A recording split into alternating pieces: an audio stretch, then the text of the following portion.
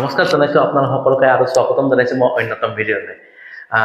এইকদিনটো নতুন নতুন অতিথি আহি আছে কেনেকুৱা পাইছে আপোনালোকে জনাই দিবচোন কমেন্ট বক্সত আৰু আহি আছে মানে আৰু এটো নহয় যে এইকেইজন আহিছে আৰু আহি আছে মানে মোৰ যিমান ফ্ৰেণ্ড সাৰ্কুল আছে প্ৰত্যেকৰ লগত মই আলোচনা কৰিছো আৰু প্ৰত্যেকে আপোনালোকৰ কাৰণে এটা ক্লাছ কৰি থৈ যাব যাতে আপোনালোকে এক্সামটোত আৰামত কোৱালিফাই কৰিব পাৰে আৰু এই চেকতে মই আপোনালোকক ক'ব বিচাৰিছো যে আমাৰ ভিডিঅ' চাই আপোনালোকে যেতিয়া কমেন্ট কৰে নহয় বহুতে সাৰ বুলি মানে আমাক সম্বোধনা কৰে এটো ক'ব নালাগে যাতে বুজি পিছে নাই ভাল নালাগে সাতাৰ বুলি ক'লে ভাল নালাগে মানে আপোনালোকৰ মাজৰে এজন বুলি ভাবি লওকচোন আপোনালোকৰ দাদাই শিকাই আছে বা আপোনালোকৰ ভাইটি এজনে শিকাই আছে বা আপোনাৰ বন্ধু এজনে শিকাই আছে হেনেকৈ হ'ব সাতাৰ বুলি ক'লে অনুমান ওপৰত এটা ফিল আহে আৰু আমাৰ হেতুৱে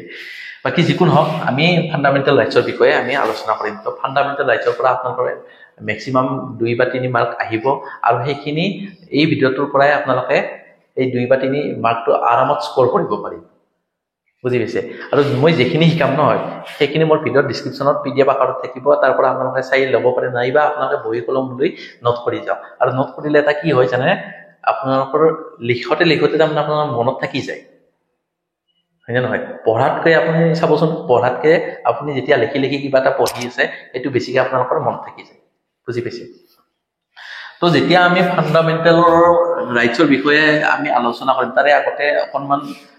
কনস্টিটিউচনৰ বিষয়ে আমি আলোচনা কৰো মানে কনস্টিটিউচনখন আমাৰ কনস্টিটিউচন যিখন আছে আমাৰ ভাৰতৰ সংবিধানখন এই সংবিধানখন যেতিয়া আমাৰ লিপিবদ্ধ কৰা আছিল তো কিমান চনত লিপিবদ্ধ কৰা আছিল আপোনালোকে জানে নে এনেকুৱা ধৰণৰ প্ৰশ্ন কেতিয়াবা আহি যাব পাৰে তো মই যিমান পাৰো আনুষঙ্গিক কথাৰ লগতে আমাৰ যিখিনি মেইন টপিক আছে সেইখিনি মই কভাৰ কৰিবলৈ চেষ্টা কৰিম যাতে আপোনালোকে অতি সহজে এক্সামটো ভাল এটা প্ৰদৰ্শন দেখুৱাব পাৰে এটো ম্যাক্সিমাম আহি থাকে বাৰু প্ৰশ্ন সেইকাৰণে মই এটো প্ৰশ্নটো লৈ লৈছো আপোনালোকৰ কাৰণে যে কি আহে আমাৰ যেতিয়া আমাৰ ইণ্ডিয়ান কনস্টিটিউচনখন ৰেডি হৈছিল মানে লিপিবদ্ধ কৰাইছিল তো কিমান চনত আহে এটো খুদে কেতিয়াবা 1949 চনৰ 26 নৱেম্বৰ তাৰিখে আমাৰ ইণ্ডিয়ান কনস্টিটিউচনখন লিপিবদ্ধ কৰা হৈছে বুজি পাইছে কাৰ্যকৰী কেতিয়া কৰা হৈছে মানে কোন দিনৰ পৰা ইমপ্লিমেন্ট কৰা হৈছিল হেতু হৈছে 1950 চনৰ 26 জানুৱাৰী তাৰিখ আৰু সেই দিন ধৰি আজিলৈকে কি কৰিছে গণতন্ত্ৰ দিৱস হিচাপে আমাৰ পালন কৰা হয় কোন তাৰিখে 26 জানুৱাৰী তাৰিখে আমাৰ প্ৰতি বছৰে আমি পালন কৰো হয়নে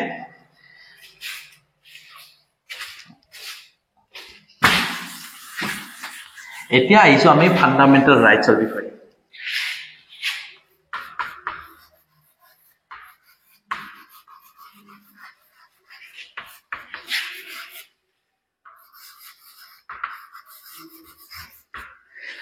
তো যোৱা ভিডিঅ'ত মোক এটা কোনোবাই সুধিছিল আমাৰ যেতিয়া ক্লাছ আৰম্ভ হৈছিল মানে ডিলেটত তেতিয়া কোনোবাই সুধিছিল যে আপুনি লেফটি নেকি হয় মই লেফটি মানে মই বাহাতে লেখো ফান্ডামেন্টাল ৰাইটছ মানে কি হৈছে হেতু হৈছে মৌলিক অধিকাৰ অসমীয়াত কি কোৱা হয় মৌলিক অধিকাৰ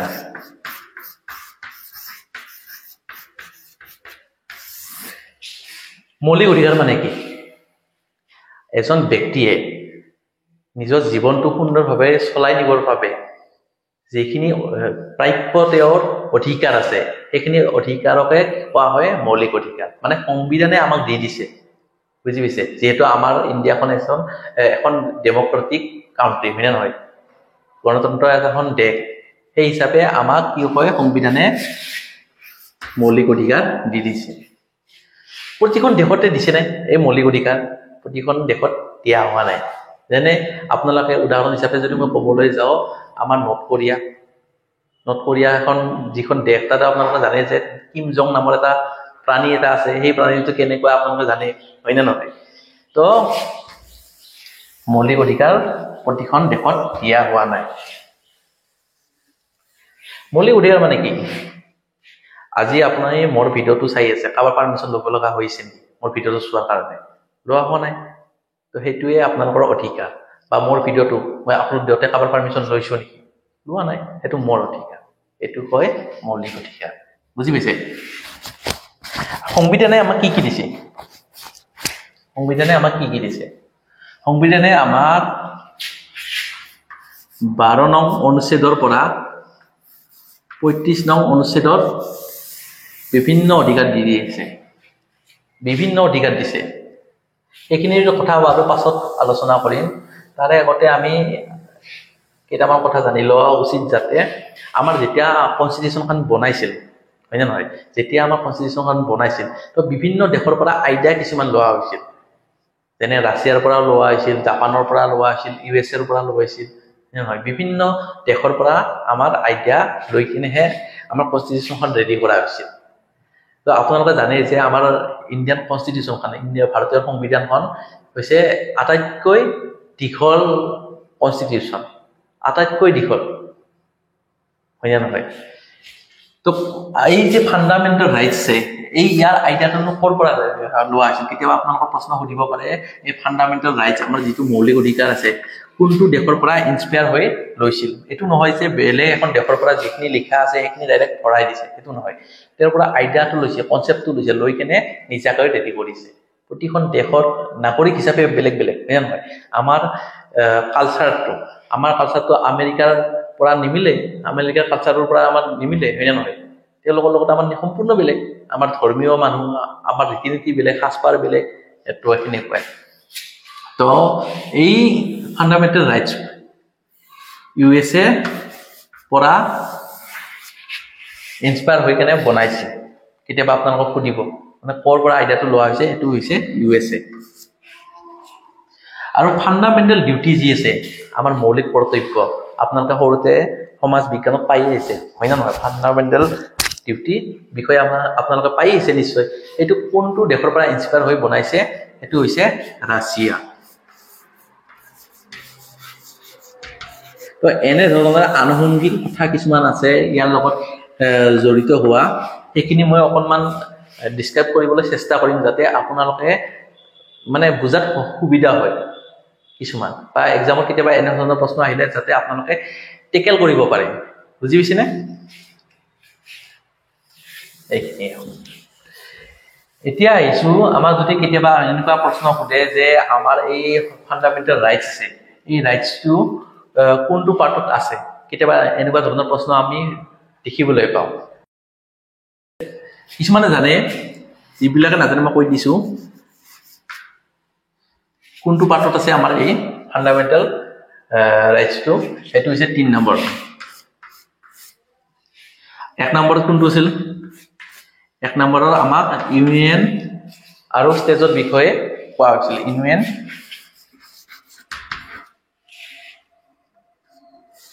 ইউনিয়ন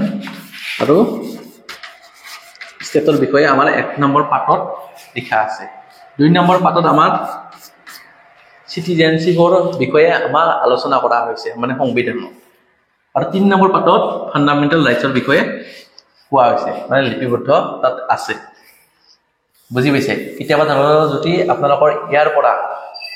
এইখিনি যদি কুৱেশ্যন সোধে, তেতিয়া আপোনালোকে ইজিলি টেকেল কৰিব পাৰিব। এতিয়া আহিছোঁ আমাৰ ফাণ্ডামেণ্টেল ৰাইটছ কোনবোৰ, সেইখিনি বিষয়ে আমি আলোচনা কৰোঁ। তো আমাৰ কি হৈছে, 12 নম্বৰ পৰা, কেতিয়াবা যদি আপোনালোক সোধে 12 নং অনুচ্ছেদৰ পৰা 35 নং অনুচ্ছেদলৈকে আমাৰ ফাণ্ডামেণ্টেল ৰাইটছ আছে। যদি সোধে কোনটোৰ পৰা কোনটো অনুচ্ছেদলৈকে আমাৰ আছে, 12 নম্বৰ পৰা 35 নং অনুচ্ছেদলৈকে আমাৰ ফাণ্ডামেণ্টেল ৰাইটছৰ বিষয়ে আলোচনা কৰা আছে। বুজি পাইছে? তো এই 12 নম্বৰ ষ্টেটৰ বিষয়ে লিখা আছে, 13 নম্বৰটো কিছুমানৰ বিষয়ে লিখা আছে, বা 14 নম্বৰৰ পৰাহে আমাৰ যিটো ফাণ্ডামেণ্টেল ৰাইটছ আছে সেইখিনি মেজৰ, আৰু সেইখিনি আমি চাব লাগে, যিখিনি আমাৰ এক্সামত আহিব। 14 নং অনুচ্ছেদৰ বিষয়ে পৰা আমি 35 নং অনুচ্ছেদলৈকে যিখিনি আছে সেইখিনি আজি আমি এই ভিডিঅ'টোত আলোচনা কৰিম।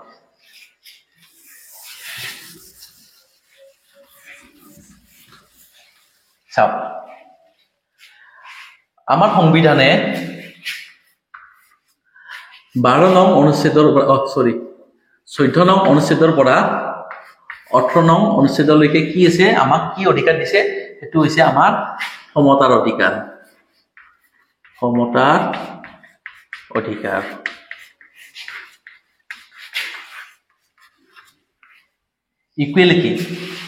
ইকুৱেলিটিৰ আমাৰ অধিকাৰ দিছে যাতে আমাৰ ভাৰতবৰ্ষৰ যিবিলাক নাগৰিক আছে জাতি ধৰ্ম ভাষা নিৰ্বিশেষে বাস কৰিব পাৰে মানে অধিকাৰটো দি দিছে মানে কেনেকুৱা আইনৰ চকুত সব সমান আইনৰ চকুত কোনো তাৰ মানে দোষী হলে দোষী নিৰ্দোষী হলে নিৰ্দোষী সব সমান এই হিচাপে আমাক ইয়াত উল্লেখ কৰা হৈছে আৰু যেতিয়া আমি নিজৰ ন্যায় নাপাওঁ কেতিয়াবা যদি আমি আমাৰ যিখিনি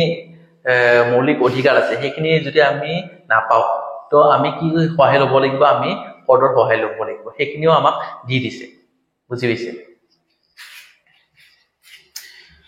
14 নম্বৰ পৰা 18 নম্বৰলৈকে কি আছিল কোনটো অনুচ্ছেদত আছিল আমাৰ সমতাৰ অধিকাৰত আছে 19 নম্বৰ পৰা 22 নং অনুচ্ছেদত কি লিখা আছে আমাৰ স্বাধীনতাৰ অধিকাৰ আছে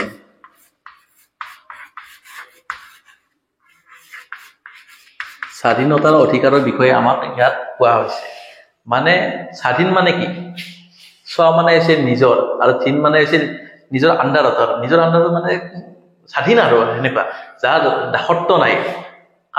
কাৰোৰ তলত থাকিব নালাগে বা আপুনি মোৰ ভিডিঅ'টো চাই আছে মোৰ ভিডিঅ'টো চাৱাৰ কাৰণে কিবা পাৰমিশন ল'ব লগা হৈছে কিন্তু লোৱা নাই কমেন্টত বক্সত আপুনি যি হলেও ক'ব পাৰে কেতিয়াবা গালিও পাৰিব পাৰে কেতিয়াবা আপুনি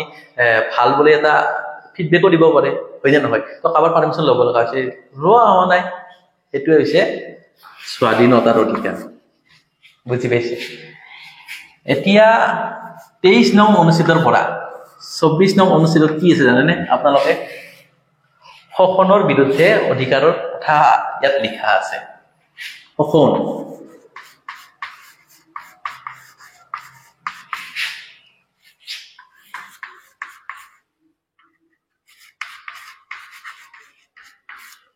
শোষণৰ বিৰুদ্ধে অধিকাৰৰ বিষয়ে ইয়াত লিখা আছে তো 25 নম্বৰ পৰা 28 নং অনুচ্ছেদত কি লিখা আছে আপোনালোকে জানেনে 25 নম্বৰ পৰা 28 নং অনুচ্ছেদত লিখা আছে ধৰ্মীয় স্বাধীনতা অধিকাৰ 25 নং অনুচ্ছেদৰ পৰা 28 নং অনুচ্ছেদলৈকে কি আছে ধৰ্মীয় স্বাধীনতাৰ অধিকাৰ লিখা আছে আৰু 29 নং অনুচ্ছেদৰ পৰা 30 নং অনুচ্ছেদলৈকে কি আছে আপোনালোকে জানেনে 29 নং অনুচ্ছেদৰ পৰা 30 নং অনুচ্ছেদত লিখা আছে ইয়াত সংস্কৃতি আৰু শৈক্ষিক অধিকাৰ সংস্কৃতি আৰু শৈক্ষিক অধিকাৰৰ বিষয়ে ইয়াত উল্লেখ কৰা আছে তাৰ পিছত যেটো আমাৰ 31 নং অনুচ্ছেদ আছিল এই 31 নং অনুচ্ছেদত কি আছিল জানেনে আপোনালোকে ইয়াত আমাৰ সম্পত্তিৰ অধিকাৰৰ কথা ইয়াত উল্লেখ কৰা আছে কিন্তু এইটো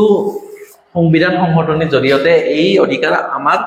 মৌলিক ফান্ডামেন্টাল ৰাইটছৰ পৰা কৰ্তন কৰা হৈছে তো আমি 31 টো মাইনাস হল যেহেতু 32 নম্বৰ পৰা 35 নং অনুচ্ছেদত কি আছে আমাৰ এটো কিন্তু আছিল যোৱাবাৰ আমাৰ এটো আছিল 32 নম্বৰ পৰা 35 নং অনুচ্ছেদত কি লিখা আছে সাংবিধানিক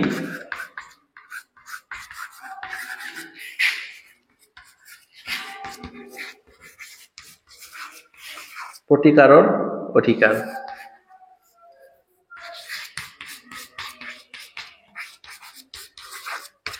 সাংবিধানিক প্ৰতিকাৰৰ অধিকাৰ যত আমাৰ সংবিধানখন যাতে আমি মানি চলিব লাগে বা আমি সন্মান জনোৱা উচিত সেই বিষয়ে ইয়াত কি লিখা আছে 32 নং অনুচ্ছেদৰ পৰা 35 নং অনুচ্ছেদৰ বিষয়ে লৈকে তাৰমানে ইয়াত লিখা আছে বুজি পাইছে আৰু যে মই কলো আপোনালোকক অলপ আগতে যে আমাৰ সম্পত্তি অধিকাৰ যিখন আছে আমাৰ এই অধিকাৰটো আমাৰ 1978 চনত কৰ্তন কৰা হৈছে লিখা আছিল কিন্তু আমাৰ এটো চনত কৰ্তন কৰা হৈছে কেতিয়াবা আপোনালোকক সুধিব পাৰে 44 নং সংবিধান সংশোধনীৰ জৰিয়তে এই সম্পত্তি অধিকাৰ যিখন আছে সেইখন কৰ্তন কৰা হৈছিল বুজি পাইছে তো এইখিনি আছিল ফান্ডামেন্টাল ৰাইটছৰ যেখিনি বেসিক আছে সেইখিনি আমি আলোচনা কৰিছো দ ডিপলি মানে কোৱেশ্চন আমাক নহুদে তো মেজৰ যিখিনি আছে এইখিনি আমাক সুধে তো প্ৰথমৰ পৰা আহিছো আজি আমি এই ভিডিওটো জৰিতে কি পঢ়িলো আমাৰ কনস্টিটিউশনখন যেতিয়া আমাৰ আৰম্ভ হৈছিল এটো কিমান চনত হৈছিল লিপিবদ্ধ কিমান চনত হৈছিল 1949 চনৰ 26 নৱেম্বৰ তাৰিখে আমাৰ সংবিধানখন লিপিবদ্ধ কৰা হৈছিল তাৰ পিছত আমাৰ গৃহীত কেতিয়া কৰা হৈছিল মানে কেতিয়াৰ পৰা কাৰ্যকৰী কৰা হৈছিল হেতু 1950 চনৰ 26 জানুৱাৰী তাৰিখৰ পৰা আমাৰ কাৰ্য কৰা হৈছিল এই সময়ছোৱাখিনি কিমান সময় আছিল আমাৰ সংবিধান প্ৰস্তুত কৰাত লৈকে হেতু আছিল আমাৰ 2 বছৰ 2 ইয়াৰ্স 11 মাহ 18 দিন এইখিনি আমাৰ সংবিধানখন প্ৰস্তুত কৰোতে ভাৰতীয় সংবিধানখন প্ৰস্তুত কৰোতে সময় লাগিছিল আৰু ভাৰতীয় সংবিধানখন আটাইতকৈ দীঘল সংবিধান বুজি পাইছে বাকি আমাৰ ফান্ডামেন্টাল ৰাইটছ টু পৰা লোৱা হৈছিল আপোনালোকে জানে যে হেতু ফান্ডামেন্টাল ৰাইটছ টু ইউএছ এৰ পৰা লোৱা হৈছিল এইখিনি আলোচনা কৰিছিল অলপ আগতে আৰু ৰাছিয়াৰ পৰা কি লোৱা হৈছিল ফান্ডামেন্টাল ডিউটিছৰ বিষয়ে লোৱা হৈছিল আৰু কি আলোচনা কৰিছিল আৰু কোনটো পাৰ্টত আমাৰ ফান্ডামেন্টাল ৰাইটছৰ বিষয়ে আমাক আলোচনা কৰা হৈছিল হেতু হৈছিল পাৰ্ট নম্বৰ 3 কেতিয়াবা যদি সুধে সংবিধানত যেটো ফান্ডামেন্টাল ৰাইটছ আছে কোনটো পাৰ্টত আছে হেতু হৈছে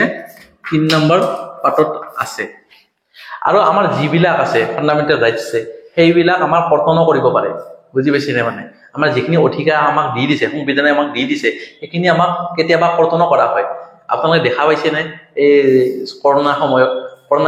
কি পৰিস্থিতি এটা চলিছিল মানে নহয় ঘৰৰ পৰা বাহিৰ ওলালে পুলিচে ডাণ্ডা দিয়ে যিবিলাক চাই আছে তাৰে মাজৰে এজনে হয়তো কিছুমানে খাইছে ডাণ্ডা পুলিচৰ মানে নহয় তো কেনেকুৱা পৰিস্থিতি হৈছিল ঘৰৰ পৰা ওলাব নোৱাৰো ওলালে দিয়ে তো সেই কাৰণে মানে কি হয় জৰুৰীকালীন আমাৰ যিখিনি মৌলিক অধিকাৰ আছে সেইখিনি আমাক কৰ্তন কৰা হয় বুজি পাইছে আৰু আমাৰ মৌলিক অধিকাৰ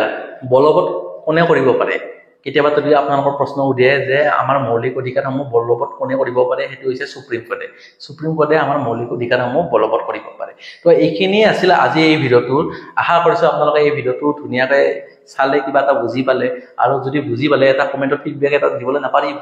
আৰু মই যিখিনি কৈছো সেইখিনি কথা আপোনালোকে শুনিব পাৰো এনে নহয় তো জাস্ট আপোনালোকৰ ফ্ৰেণ্ড হিচাপে আমি কিবা এটা আৰম্ভ কৰিছো বা আপোনালোকক কিবা এটা শিকাব বিচাৰিছো হেয়ে তাৰ বাহিৰে আমাৰ কিবা বেলেগ এটা মোটিভ নাই বুজি পাইছে আৰু মই কি কৰিছো মোৰ কমেন্ট বক্সত কেইটামান প্ৰশ্ন মই দি দিছো এই মানে মই যিখিনি শিকালো সেইখিনিৰ বিষয়ে মই দি দিছো আশা কৰিছো আপোনালোকে এইখিনি কোৱেশ্চনৰ এনসাৰটো সলভ কৰি মোক কমেন্ট বক্সত জনাই দিব মানে কেতিয়াবা আপোনালোকক হোমৱৰ্কো মই দি যাম এনেকৈ যাতে আপোনালোকৰ মনত থাকি যায় আৰু অতি সহজে আপোনালোকে এক্সামটো কোৱালিফাই কৰিব পাৰে বুজি পাইছে মই কমেন্ট বক্সত তলতে মই দি দিম বাৰু কেইটামান প্ৰশ্ন আৰু সেই কেইটা প্ৰশ্ন আপুনি সলভ কৰি এনসাৰটো দি দিব তো আজিলৈকে সামৰণি মাৰিছো ধন্যবাদ